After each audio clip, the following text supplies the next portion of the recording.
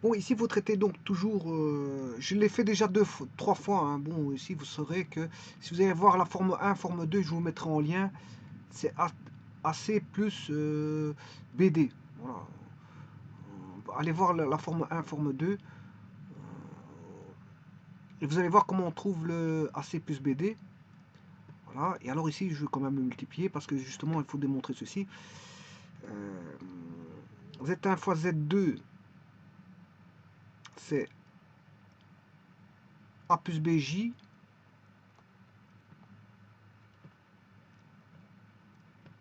fois C moins DJ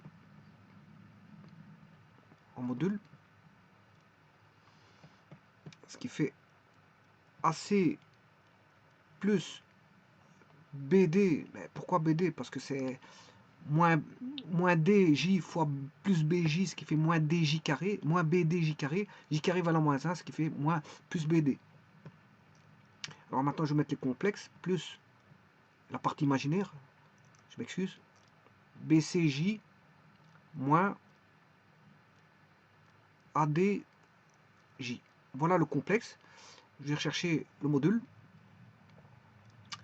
Eh bien, le module n'est rien d'autre que d'enlever le J.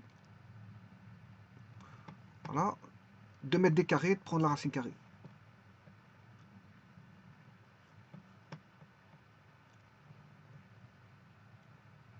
C'est une distance, en fait, euclidienne. Ouais, on retrouve Pythagore. Ou si vous voulez, c'est une norme de vecteur. Ou si vous voulez, c'est un module de complexe. Voilà, c'est une distance entre deux points, c'est une norme de vecteur, et c'est, puisque deux points, avec deux points on forme un vecteur. Je vous rappelle que c'est par rapport à l'origine. Hein. C'est par rapport à l'origine O. Le premier point, l'origine du vecteur, c'est l'origine du repère O. C'est toujours par rapport à O. Voilà, donc on a ceci. Il faut démontrer voilà, que AC plus BD, qu'on va mettre au carré bien sûr, est plus petit ou égal à ceci.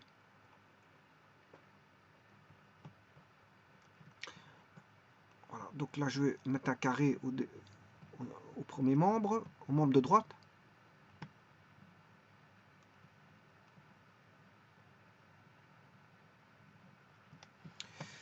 On aura AC au carré. Oui, c'est même bien plus simple que ça. Parce que ce terme-là, il est ici. Il n'y a même pas besoin de développer. Hein.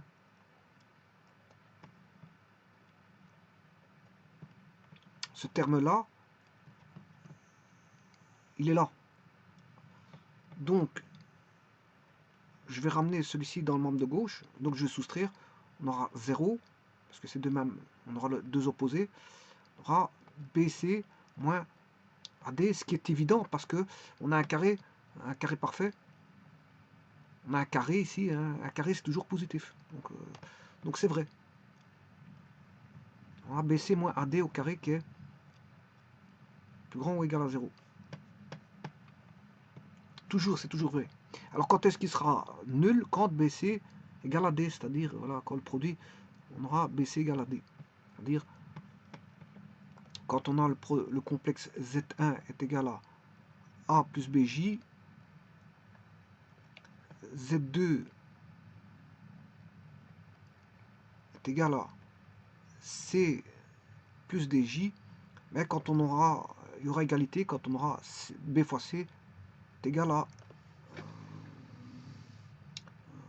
A fois D.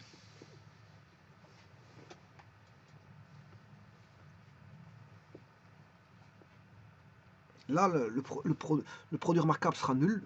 Là, on aura voilà, une égalité.